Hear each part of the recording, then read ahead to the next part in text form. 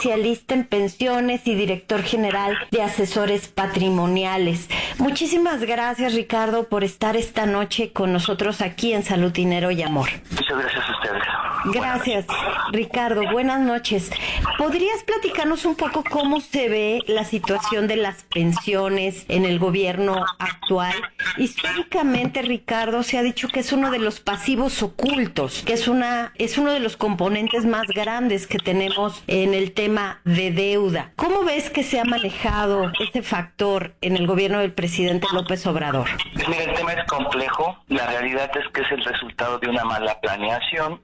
No se estimó cuando se desarrolló este sistema de pensiones, pues que el estimado de vida, la tecnología iba a permitir que este estimado de vida subiera. Luego entonces, hoy día siguen entrando personas a obtener el derecho a pensionarse, que es a partir de los 60 años, hablando de los trabajadores de las empresas privadas que cotizan al IMSS y pagan un seguro de retiro.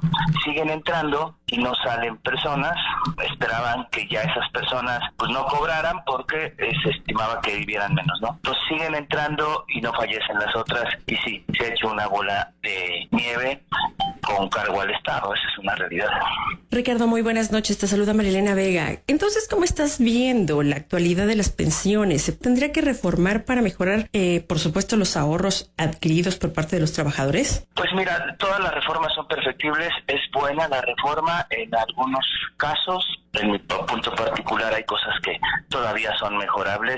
Cierto es que se tiene que incentivar que el ahorro sea mayor. Para las generaciones pasadas, prácticamente gente mayor de 45 años que se pueden beneficiar del sistema de pensiones anterior, que está basado en, pues el salario al final de tu vida laboral es lo que determina tu pensión, que normalmente es bajo, pero finalmente es una pensión a costillas del erario del gobierno. Para las nuevas generaciones la única opción es ahorrar, y para las generaciones anteriores, pues es el conocimiento de la ley que les permita tener una estrategia para tener una buena pensión, pero eso es a nivel personal. A nivel gobierno, pues se tendrán que seguir haciendo reformas, porque aún para los jóvenes la reforma que se hizo no va a ser suficiente para alcanzar una buena pensión, y vamos a tener un problema similar en 20 o 30 años. Gracias, Ricardo. Muy buenas noches. Te saluda Romina Román, y con esto que mencionas que la reforma sería muy insuficiente y en un entorno de altísima inflación, bajo crecimiento económico, con unas perspectivas que no reflejarían mejoría en los próximos 3 a 6 años, ¿qué es lo que le queda al trabajador? ¿Se estarían convirtiendo las pensiones en una bomba de tiempo? ¿Y cuánto podría ganar? Bajo el régimen de reparto se habla del 30-40% máximo de su último salario, pero bajo el nuevo régimen,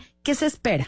No, recordar hay que partirlo en dos. La generación que empezó a cotizar después de 1997 tiene normalmente menos de 45 años. Ellos se pensionan con base a su ahorro. Su ahorro es mínimo, es el peor ahorro en toda América. Se ahorra el 6.5%, y lo peor es que el trabajador solo pone el 1, ¿no? El 1.125%. Luego entonces el ahorro es poco, y también el sistema que tenemos donde se ahorra no es el ideal. Sí, los países de primer mundo consideran el ahorro para sus trabajadores, que no hay mejor alternativa que un fondo de inversión. Esos son las AFORES, porque la idea es ganarle a la inflación y hacer dinero con el dinero. Lo malo en México es que las AFORES históricamente han dejado un rendimiento muy bajo, por debajo de la inflación, por ahí del 5%. El problema no es que sea un fondo de inversión, el problema son las regulaciones que tiene el gobierno para las AFORES. Pues entrada la mitad de los recursos de las AFORES debe ser entregado al propio gobierno para proyectos productivos, ¿no? Y si el gobierno te va a pagar Udibonos o CETES o papel moneda, te va a pagar una tasa similar por debajo de la inflación. Eso no lo hace crecer, aunado a las comisiones que son altísimas, salvo esta reforma que ya bajaron. El Afore es bueno, sí, es mejor que un banco. Sin embargo, hay otras alternativas. La aportación que hace el patrón por ti, para los jóvenes, está bien que se hagan esas administradoras, pero si tú lo vas a hacer por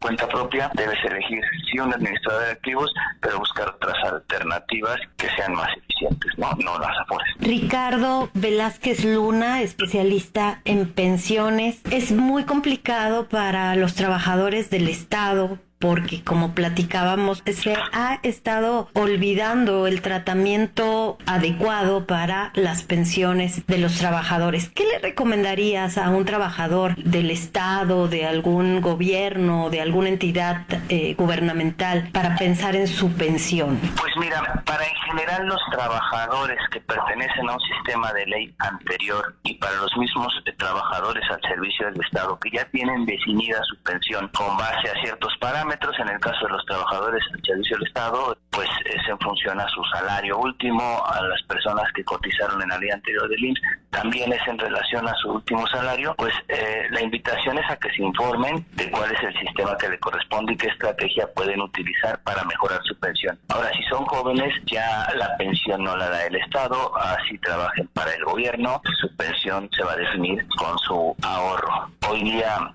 tenemos en el orden de 15 millones de adultos mayores y de esos solo 6 millones cobran una pensión. Entonces, sí, pues cerca de un 40% recibe una pensión, más allá de la pensión universal que ya reciben todos, ¿no? Entonces, sí, mucha gente se queda sin derecho a pensión y no lo sabe. Si ya estás cercano a los 50 años, tendrías que empezar a hacer una estrategia para pensión. La gente se acuerda de eso hasta los 60 y suele ser tarde. Muchísimas gracias, Ricardo Velázquez, por esta plática, por esta charla y estos comentarios, especialista en pensiones y director general de Asesores Patrimoniales. Gracias y muy buenas noches. Gracias a ustedes. Buenas noches. Vamos a hacer una pequeña pausa, pero regresamos aquí en Salud, Dinero y Amor por el 80.